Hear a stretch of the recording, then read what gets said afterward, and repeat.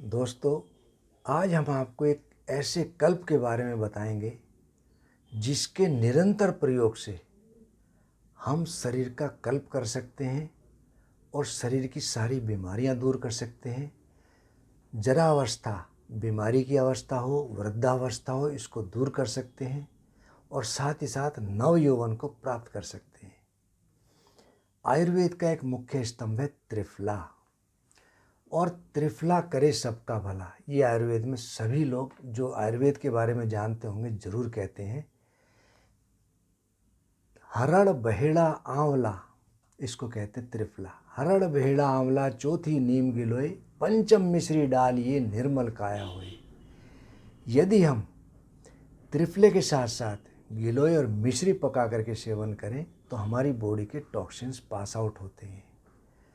और यदि कोई डायबिटिक है तो उसको मिश्री का प्रयोग नहीं करना चाहिए।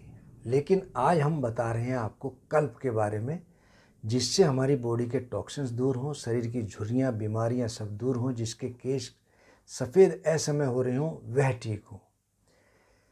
हरड़, बहेड़ा और आंवले से मिलकर बनता है त्रिफला। इसके 3 फार्मूले हैं। कुछ लोग सम यानी कि 1 भाग हरड़, 1 भाग बहेड़ा और 1 भाग आंवला लेते हैं, तब बनता है त्रिफला। कुछ लोग 1 भाग हरड़, 2 भाग बहेड़ा और 3 भाग आंवला लेते हैं, और कुछ लोग 1, 2, 4 का रेशो रखते हैं।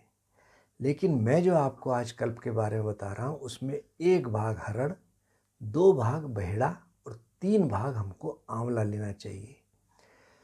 और यह हमको इतना बनाना चाहिए कि हमको 2 से 3 महीने से ज़्यादा ना चले। इस कल्प को हर महीने में अलग अलग इसका विधान है। 2-2 महीने का विधान मैं आपको बता रहा हूँ। चैत और बैसाख, जिसको कहते हैं अप्रैल और मई, इस महीने में हमको सुबह के समय त्रिफला 10 ग्राम और इसका 1/6 भाग शहद मिलाकर प्रातःकाल सेवन करें, और 1 घंटे तक हमको कुछ नहीं खाना पीना चाहिए।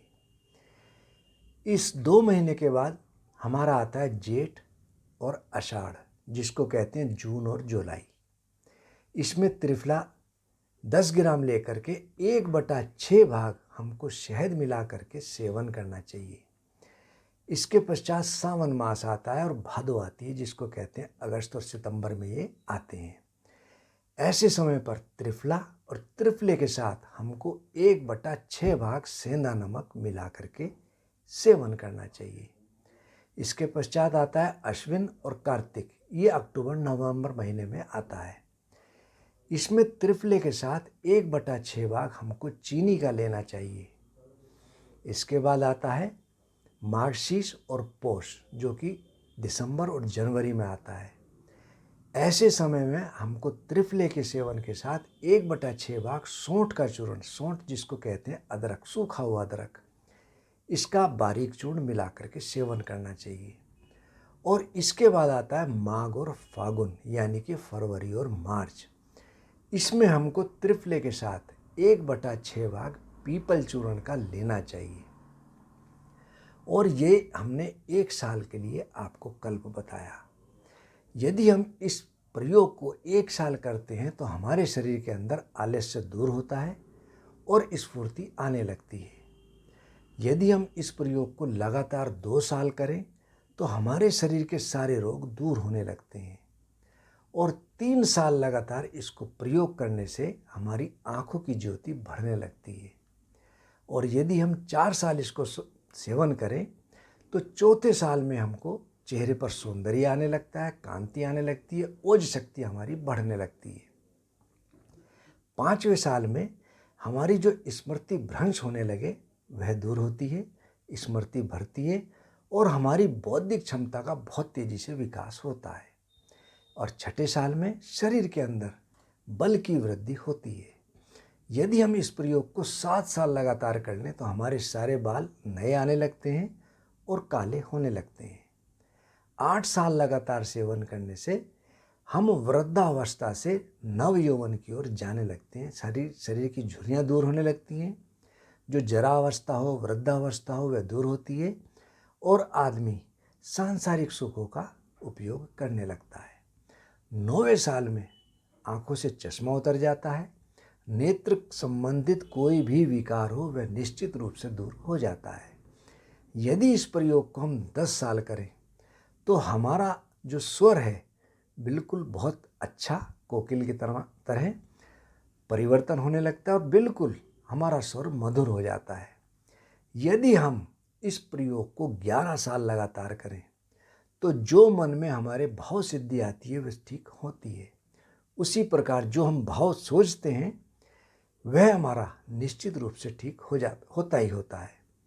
और यदि इस प्रयोग को 12वें साल लगातार करें, हम किसी को वरदान दें, आशीर्वाद दें तो वह सिद्ध होने लगता है और किसी के बारे में हमारे अंदर जो मन में कुविचार हैं वह भी दूर हो जाते हैं।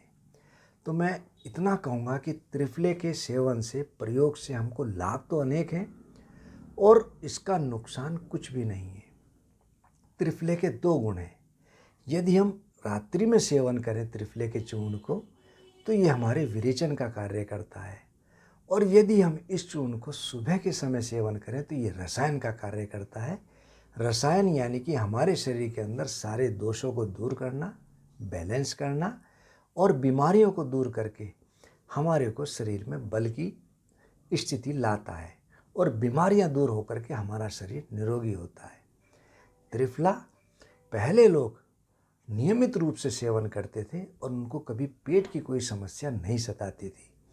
और साथ ही साथ मैं आपको एक बात कहूँगा, पहले ऋषि मुनि भी इसको बहुत ज़्यादा प्रयोग करते थे। जिन लोगों को त्रिफला चूर्ण लेने में दिक्कत है, हम उसके लिए एक बहुत ही इजी तरीके से त्रिफला घन बनाते हैं। त्रिफले का चूर्ण लिया, उसको पानी में खूब उबाला और उबाल कर छान लिया।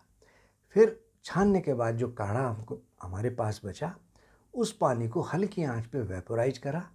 नीचे जो घन सत्व बचता है उसकी हम गोली बनाते हैं। तो इसकी गोली लेनी बहुत इजी है। बाकी आपको जैसे अनुकूल लगे आप इसको सेवन करें, आपको लाभ निश्चित रूप से मिलेगा। और एक बात मैं आपसे और कहूँगा, हम नित नित नई नई जानकारियाँ आपको देते हैं। बहुत अच्छा होगा इन जानकारियों और लोगों को भी शेयर हों। आप हमारा YouTube चैनल आदर्श आयुर्वेदिक ज़रूर सब्सक्राइब करें और साथ में फेसबुक पेज, इंस्टाग्राम और ट्विटर आदर्श आयुर्वेदिक फार्मेसी ज़रूर सब्सक्राइब करें और उसका बेल आइकन भी प्रेस कराएं। धन्यवाद।